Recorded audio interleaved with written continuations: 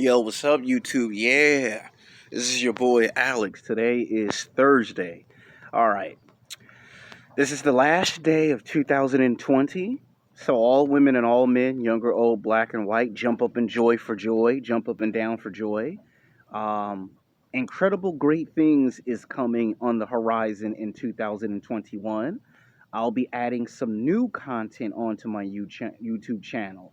Now, we're still going to be talking about the usual subjects that I always talk about: television and film, filmmaking, poetry, art, video games, comic books, anime, sports, music, fitness, self improvement, sex and dating. Still going to be talking about all of those subjects. And then I'm going to add something new, like business economics, because I have a friend of mine that also does YouTube videos, and him and his brother been trying to they've been trying their absolute best to try to flip a house. It ain't easy, it's tough. And I'm going to try to, talk to him about I'm going to talk to him on Saturday. And I'm going to be doing another episode of Sex Game, but that's going to be called Sex Game, the best sports television shows. They're TV talk shows that all they do is talk about sports. That's how we're going to kick off 2021 on a Saturday. Now, this video is for both, for women and for men. Yes, it's in the category of television and film. Now, it doesn't matter if you watch it today or if you watch it tomorrow, it's going to be the same YouTube video. And then, of course, I also told you that in 2021, I also have a Minds.com account. I also have a Twitch account. And the same video that you see on YouTube will eventually make its way on to Minds.com. That's when I'm going to start uploading similar content and new content on those platforms. You'll see how I rotate and multitask that. But business economics is going to be something new that I will put on YouTube that will be new content. Every single year, I always try to come up with new content a lot of times. Somebody tried to call me on my Google Hangout, and I don't like when people call me when I'm filming because that's disrespectful to y'all. Y'all subscribe to my channel, y'all watch my videos. I have an obligation, so I'll have to, talk to the person on Google Hangout and tell them, hey, I'm filming a video. Don't call when I'm doing it. You can't tell that they call, but I can see it when I'm filming. And if I had a computer, I would have to edit it. This video is going to be called Sex Game. Is streaming the future of television and filmmaking, part 1. And yes, it's for women and for men, and I will put it on both channels. Doesn't matter if you watch it today, the last day of 2020, or you watch it the first day officially of 2021. You're getting some of the best content, and it's going to be new content, not just original content, but new content. Y'all deserve the best of the best. Y'all been watching my videos. Thank you, women. Thank you, men. I deeply appreciate it. And I will try my best to strive for excellence and try to give you better and better content. All right. Now, a lot of people have already subscribed to HBO Max.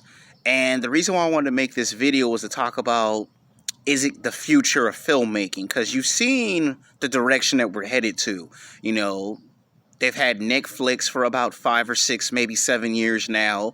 There's Hulu Plus. There's Roku. Not Goku from Dragon Ball Z, but Roku TV. Roku TV. Hulu Plus. I think there's Apple TV. There's like a lot of them.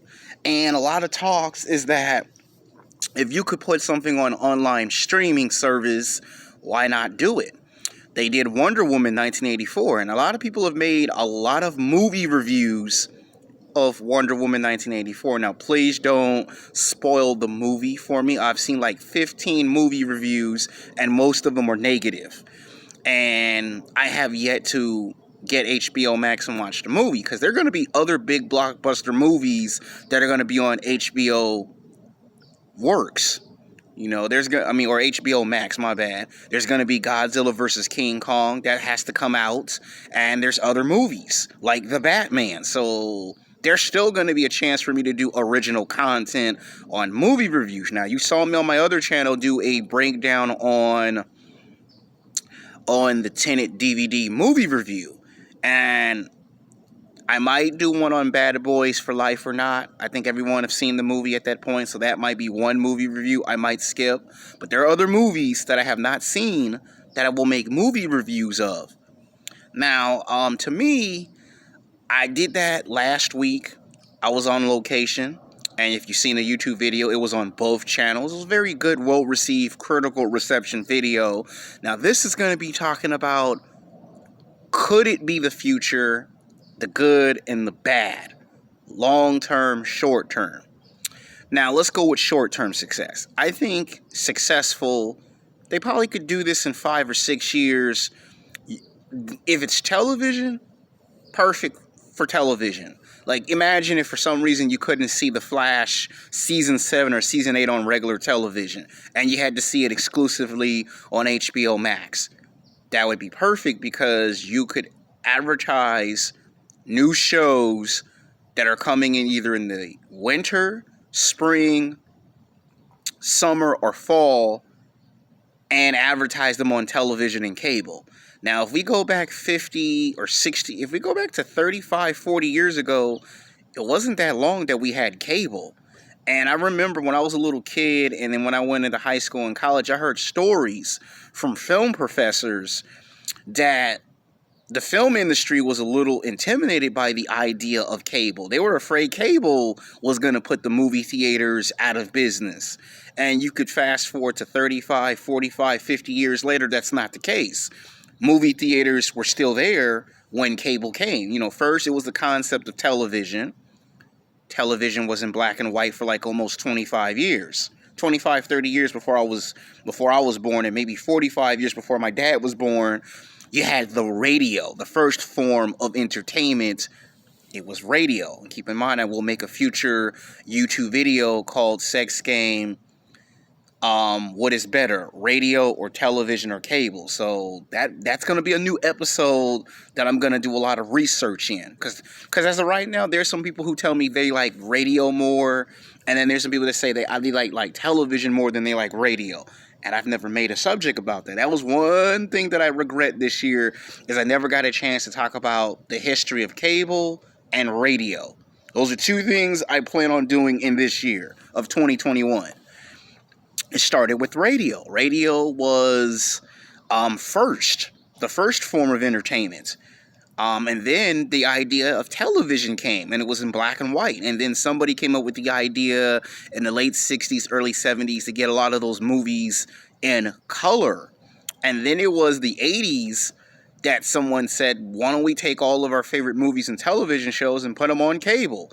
And that's when they kind of went back and said, you're going to try to put the movie industry out of business, and they said it wouldn't. And cable came, cable thrived. All of a sudden, here comes satellite dish. Here comes DirecTV, Comcast Cable.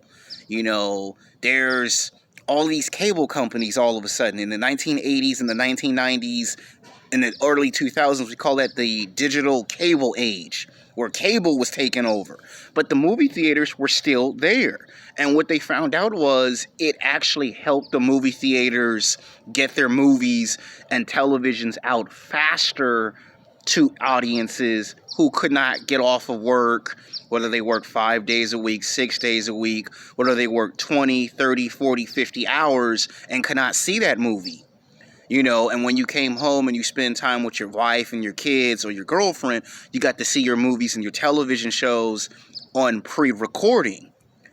You got to see reruns. You got to see replays. Like if it came on that Monday or Tuesday afternoon, they would show it on a weekend, Saturday or Sunday. A lot of the episodes of my favorite television shows, I would miss them because either I had to go to school early in the morning, or we had family coming over and I could not watch my favorite television shows. Like I was a huge fan of the Power Rangers, Super Samurai, Big Bad Beetleborgs, VR Troopers, Hercules, Xena, Highlander. Those were all my favorite television shows of the 1990s. Angel, Buffy the Vampire Slayer. Those were a lot of my favorite primetime television shows of the 1990s. And there would be certain days, certain times where I would be trying to watch a show, and family members would pop out of nowhere and come visit. And sometimes it would last an hour, 2 hours, 3 hours. If I went to family reunions, I could not watch my favorite television shows. And sometimes my mom would record maybe 4 or 5 episodes of Hercules and Xena and would give me the videotapes. And whenever I would spend night at my dad's house, I would watch those episodes of Hercules and Xena. And sometimes if I had a VCR and a TV, I would try to record the episodes that I missed. And that's the other half of the story of how I got interested into filmmaking. So I think HBO Max has a lot to offer. I think they have good, positive intentions. Now, did they kind of come out of the gate real fast and rush? Yes, they did. They did do that, but it's not their fault. You have to understand the nature of the situation. If we did not have the circumstances that we have right now, they probably would have waited until summer, either spring or summer of 2021. And the results would have probably been some of these movies still would have ended up on HBO Max. So whether some people say they were going to be on HBO Max in the first place or not, some of them would have been. And to me, I think it's good because it gives them a chance to compete.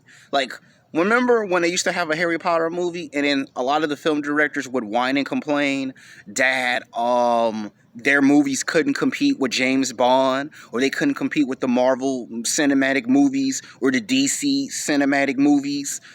They couldn't compete with those big budget movies from Steven Spielberg, or they would complain that here comes another Fast and Furious movie.